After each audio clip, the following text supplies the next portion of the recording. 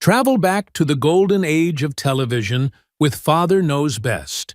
1954 to 1960, the heartwarming family sitcom that defined an era of American TV. Centered on Robert Young as the dependable Jim Anderson, the show painted a picture of family life filled with humor, wisdom, and timeless lessons that resonated with audiences across the country. For 6 seasons, viewers welcomed the Andersons into their homes, making the cast household names. But once the cameras stopped rolling, what happened to the stars of this iconic series?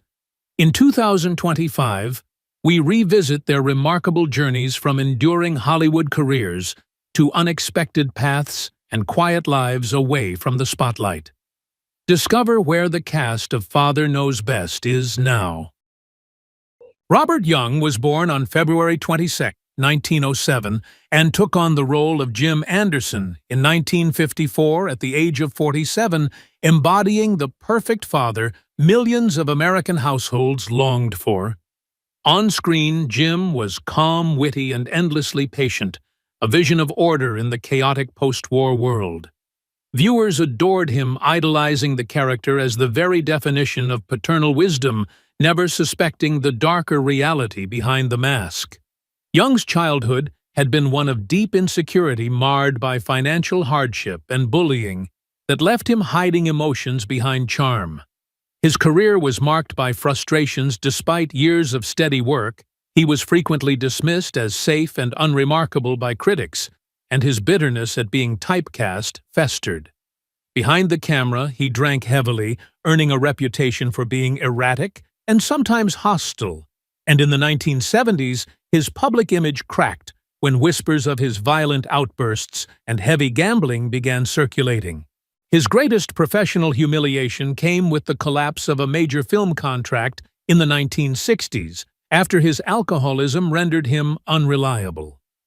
At home, his marriage endured, but was scarred by distance, and his daughters spoke later of his frightening volatility. Depression stalked him relentlessly, leading to his shocking 1991 suicide attempt that revealed the fragile man beneath the wholesome TV father. Though he clawed back some dignity by becoming a public advocate for mental health, he never escaped the scars of failure. He died on July 21, 1998, in Westlake Village, California, aged 91 from respiratory failure. At his death, his estate was worth around $5 million USD, including California property and television royalties. A fortune tinged with the irony that the man celebrated as America's dad felt so alienated from the role in his own life. Jane Wyatt, born August 12, 1910, stepped into the shoes of Margaret Anderson in 1954 at 44 years old, radiating maternal elegance that made her character the very heart of Father Knows Best. Margaret was warm, yet firm, adored for her quiet dignity and endless patience. A figure that reassured audiences craving stability in an age of cultural upheaval. Yet beneath the polished exterior, Wyatt's real story was more volatile, raised in privilege, but often made to feel the sting of ridicule for her patrician manner. She learned early to mask hurt with poise. Her career was riddled with turbulence. In the McCarthy era, she was smeared as a communist sympathizer, ostracized by studios, and even lost contracts after daring to host Russian ballet performances during wartime. Though she rebounded with 3 Emmys behind the accolades, lingered bitterness at Hollywood's hypocrisy. Colleagues recalled her aloofness and a stubborn streak that often alienated co-stars, while gossip columns hinted at affairs with directors and disputes with studio heads. Her greatest humiliation came when she was abruptly dropped from several film projects in the 1950s, seen as too political to be bankable. Personally, she married Edgar Ward in 1935, but their union became rocky, plagued by rumors of infidelity and long separations, and she endured the heartbreak of never having children of her own. later years were marked by tragedy as she outlived close friends and peers, her career dwindling to sparse appearances. She died on October 20, 2006, in Bel Air, Los Angeles, aged 96 of natural causes. Her estate, including a sprawling property and valuable art, was valued at several $1 million, cementing her legacy as a woman who wore her serenity like armor, concealing decades of battles fought in shadows. Robert Fulop, born May 5, 1908 in Philadelphia, Pennsylvania, was 46 when he first appeared in Father Knows Best in 1954 as Ed Davis, the down-to-earth blue-collar friend of Jim Anderson, whose presence reflected the working-class reality absent from the pristine Anderson household. On screen, Ed's easygoing humor and reliability made him a fan favorite, but Fulop's real story was one of constant frustration and quiet battles. Raised in a turbulent household with a father who drank heavily and a mother who demanded perfection, he learned to bury emotions early, channeling them into the stoic authority figures he often portrayed. His acting career was plagued by typecasting. Once he played a sheriff. Producers kept him in lawmen roles, and he often bitterly complained that Hollywood viewed him as nothing more than a face in uniform. He moonlighted as an architectural draftsman, not only to pay bills but also to escape the humiliations of auditions, where casting directors laughed at his attempts to land romantic or comedic leads. Though married to Barbara Slater, a former Three Stooges actress, their relationship was strained by his jealousy and a drinking habit that worsened under career disappointments. Neighbors recalled late-night shouting matches that contradicted his calm on-screen image. His greatest career failure came when he lost a recurring role on a Western series after clashing with the director, an incident that left him blackballed from several studios for years. In private, he struggled with heart problems, financial anxieties, and bouts of depression, though he hid them well under a gruff, dependable exterior. When he died on February 25, 1989, at age 80 in Los Angeles, it was reported as natural causes, but those close to him whispered about the toll stress and drinking had taken. His net worth was around $2 million, stemming less from acting than from smart real estate investments in Palos Verdes and residuals. His legacy remains one of a man who seemed reliable to all but carried the wounds of being perpetually overlooked. Eleanor Audley, born November 19, 1905 in Newark, New Jersey, appeared in Father Knows Best in 1954 at age 49, playing a reserved bookstacker in a brief scene that nevertheless carried her signature aura of authority, a quiet foreshadowing of the imperious roles that would define her career. Her childhood was steeped in frailty, marked by recurring illness, and an emotionally detached family that forced her to retreat inward, honing the steeliness that would later become her professional trademark. Audley found her voice on radio, where her commanding tone became both her greatest asset and her personal cage, typecasting her as formidable women even as she longed for softer roles. Her career was a tapestry of success and private torment. She won iconic immortality as the voices of Lady Tremaine in Cinderella and Maleficent in Sleeping Beauty.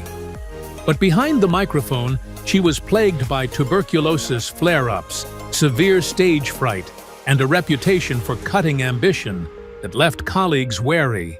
Stories circulated of her undermining fellow actresses to secure roles, and she developed a chilling nickname among insiders as the Velvet Guillotine, both admired and feared for her ruthlessness. Her greatest professional wound came when she lost out on a coveted Broadway lead, after producers declared her too severe and too cold for audiences, a rejection that deepened her isolation. She never married, deflecting endless speculation about her private life with icy disdain.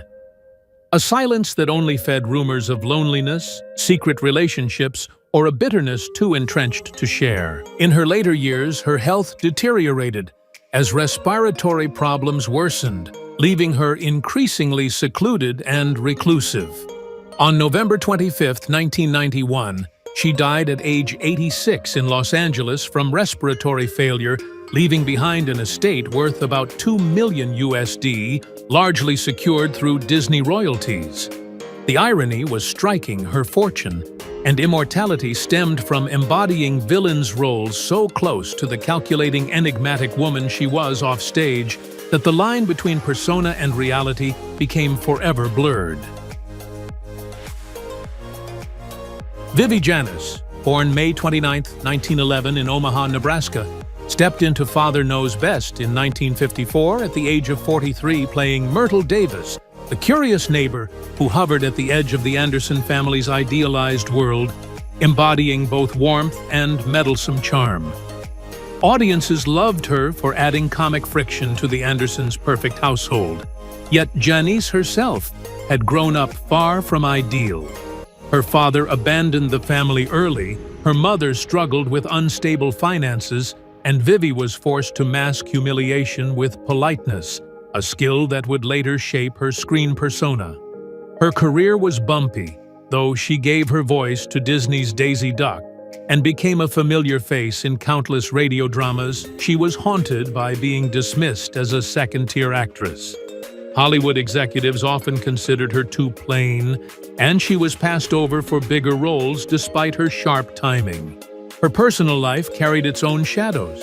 Her marriage to actor Bob Cummings ended in bitterness, as Cummings's addiction to painkillers and notorious womanizing made their union toxic. After the divorce, she became fiercely guarded, avoiding interviews and social events, fueling whispers of depression and loneliness. One of her deepest wounds came in the late 1950s when she was promised a starring role in a new sitcom, only to be abruptly replaced after the pilot and act. She considered a betrayal that crushed her confidence. Though she kept working, she never fully trusted the industry again. Off-camera, she lived modestly and turned to small voiceover gigs and guest spots on television while caring for her aging mother, but she never regained the spotlight she once sought. She died on September 7, 1988, in Los Angeles at age 77 from undisclosed causes. At the time of her death, her estate was modest, under $1 million, made up mostly of savings and residuals. Today, she is remembered not for scandal, but for the quiet irony that her on-screen nosy neighbors seemed so full of life, while the woman behind her role was carrying unspoken disappointments and heartbreaks. Billy Gray, born January 13, 1938, stepped into television history in 1954, at the age of 16, when he was cast as Bud Anderson, the restless yet big-hearted son whose mischievous antics injected humor and relatability into Father Knows Best. On screen, Bud became the mirror of post-war suburban adolescence, playful, confused, and endearing, leaving viewers torn between exasperation and affection. Yet, behind the charm was a boy scarred by a fractured childhood, shuffled between parents, and often taunted for his emotional sensitivity, forcing him to mask pain with rebellion. His career peaked early with The Day the Earth Stood Still, but a cruel twist came in 1962 when he was arrested for marijuana possession, branded a delinquent, and condemned by a judgmental Hollywood. That single misstep poisoned casting rooms and closed doors that once opened effortlessly, while whispers of arrogance and reckless partying compounded his struggles. Friendships soured, producers labeled him unreliable, and his motorcycle racing obsession was mocked as self-destruction rather than artistry. His personal life mirrored chaos, romances fizzled, marriages never stuck, and children kept their distance, citing his stubborn independence and inability to settle. Gray lived through the loss of colleagues to overdoses and accidents, grappling with survivor's guilt.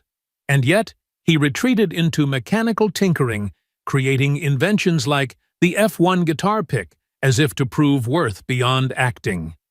Now at 87, he still occupies the Topanga home he bought as a teenager, surrounded by relics of both triumph and regret.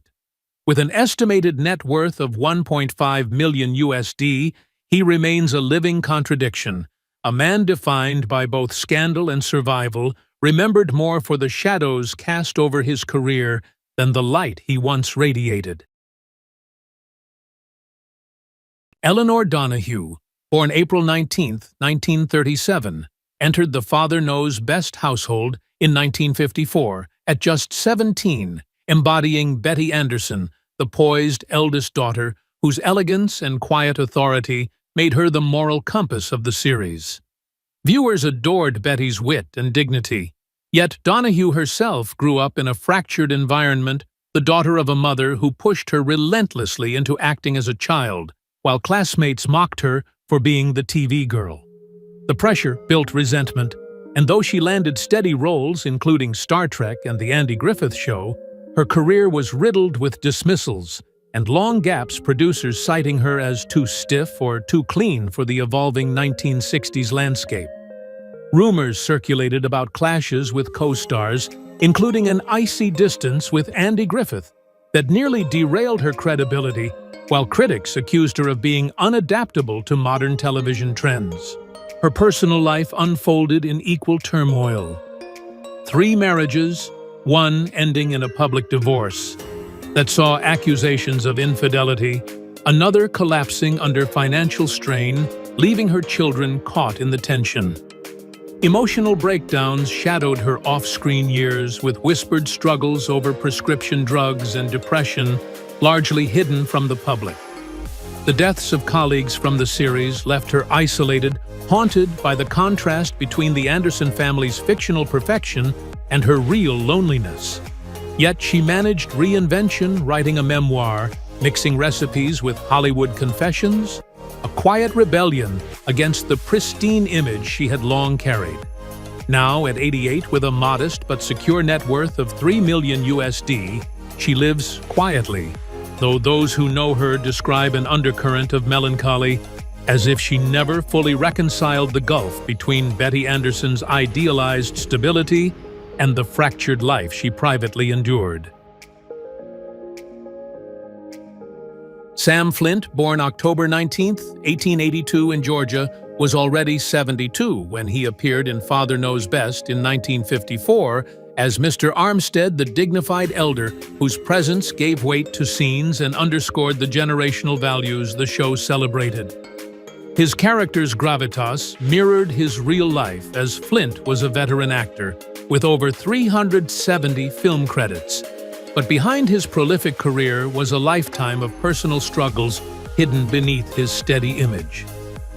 Born into poverty in the post-Reconstruction South, Flint grew up with little access to education and worked from a young age mocked for his thick accent and shabby clothes, which left him determined to climb out of obscurity.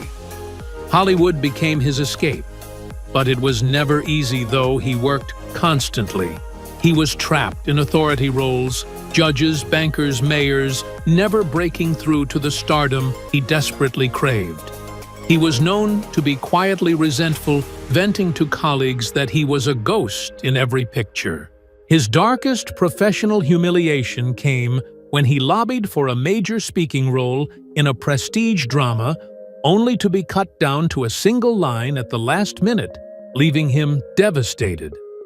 Married to actress Ella Etheridge, the relationship was strained by his obsession with work and bitterness at his career limitations. Friends claimed she often threatened to leave him over his coldness and neglect. He lived long enough to see television overshadow his film career, which he resented feeling forgotten by a new generation of actors. In his later years, he suffered declining health and increasing isolation, relying heavily on the motion picture country house in Woodland Hills. He died on October 17, 1980, at age 97, just 2 days shy of his 98th birthday in Los Angeles. Though his net worth was never publicly detailed, it was modest by Hollywood standards, enough for a comfortable life, but far from the wealth of leading men, likely under $1 million. His legacy is a reminder of Hollywood's harshness, a man who gave his entire life to the screen, but was destined to remain an anonymous authority figure in the shadows of others' fame. William Fawcett, born September 8, 1894 in Minnesota, entered Father Knows Best in 1954 at the age of 60 as Mr. Trumbull, the gruff but affectionate elder, whose mix of cynicism and hidden tenderness made him both a foil and a comfort to the Anderson family. Audiences appreciated his sharp humor and the sense of unvarnished realism he brought, but beneath the surface of the role lay a man whose past was marked by turbulence. Raised in a family of financial struggle, Fawcett endured ridicule from peers who mocked his unpolished speech and his awkward bearing, forcing him into a lifelong habit of suppressing emotions. His service in World War I as an ambulance driver earned him the Legion of Honor, but fellow veterans later whispered of his volatility and sudden bursts of rage when haunted memories resurfaced. His academic achievements, including a PhD in Elizabethan drama, were overshadowed by a reputation among students as tyrannical and dismissive, with stories of him humiliating pupils in class. In Hollywood, he was pigeonholed into the Western genre, where his stern demeanor suited rugged characters, but insiders recalled how he bristled at directors' orders and sometimes sabotaged scenes out of spite. His most devastating professional blow came when he was dismissed from a major Western project after alienating both cast and crew, a humiliation that effectively froze him out of leading roles. Privately, his marriage soured under the weight of rumored affairs, and he grew increasingly isolated, relying on alcohol to soften his bitterness. By the 1960s, poor health and estrangement from family deepened his solitude. He died on January 25, 1974, at the age of 79 in Minnesota from cardiovascular disease, leaving behind an estate worth less than $200,000, composed of modest pensions and scattered property. Though fans remembered the kindly Mr. Trumbull, Hollywood insiders whispered of a man who fought demons of rage, ego, and regret until the end. Yvonne Lime, born April 7, 1935, at 21, joined the Father Knows Best universe as Dottie Snow, Betty Anderson's fashionable confidant, whose bubbly persona masked the growing turbulence of 1950s youth culture. On-screen, Dottie sparkled with style and optimism, yet Yvonne's real life was a mess of contradictions. Raised in a household shadowed by financial collapse and a father's constant absence, she learned early to hide shame with charm.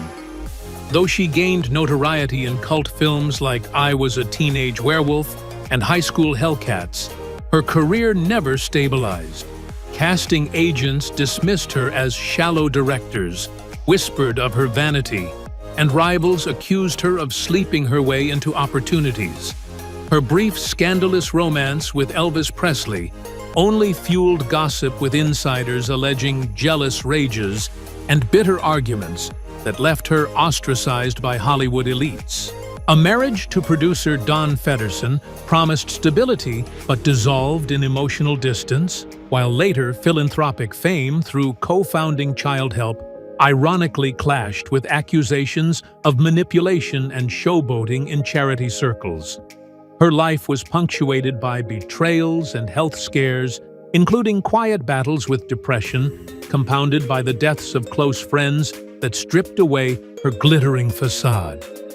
Yet she managed reinvention by leveraging her marriage into financial security, redirecting her energy into philanthropy, where skeptics questioned whether it was altruism or image repair. At 90, residing in Arizona, she is far removed from the cameras, her fortune estimated in the low millions secured more by strategic marriage and charitable ties than acting paychecks. Her legacy is tangled. A woman once dismissed as a Hollywood lightweight, later revered as a child advocate, but always followed by whispers of opportunism, as if Dottie Snow's cheerful mask never came off. Lauren Chapin, born May 23, 1945 in Los Angeles, stepped into Father Knows Best in 1954 at only 9 years old, playing Kathy Kitten Anderson, the wide-eyed, innocent youngest child whose sweetness became a cornerstone of the show's wholesome image.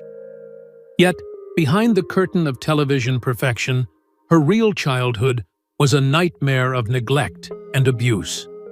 She grew up in a home rife with dysfunction, her father absent, her mother abusive, and herself forced into the dual role of breadwinner and victim. Producers loved her vulnerability on screen, but fellow cast members noticed her quiet sobs in dressing rooms and her reluctance to go home at the end of filming days. After the series ended, she struggled to find work, her reputation marred by rumors of instability and difficult behavior. She fell into drug addiction and crime, arrested multiple times for forging checks, and eventually serving time in jail, a spectacular fall from the pedestal of America's favorite kitten. Industry gossip accused her of being blacklisted after a violent altercation during an audition, and her personal life was equally turbulent, with failed marriages marked by infidelity and financial ruin.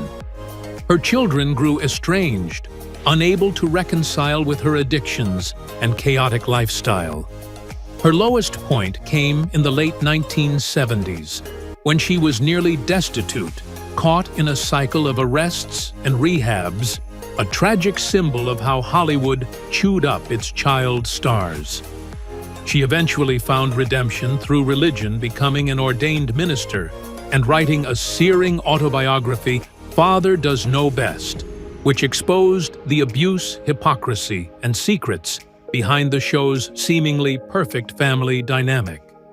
Now at 80, she lives quietly in California, though her finances remain precarious with a net worth between $100,000 and $1 million, consisting mostly of modest savings and royalties from her book.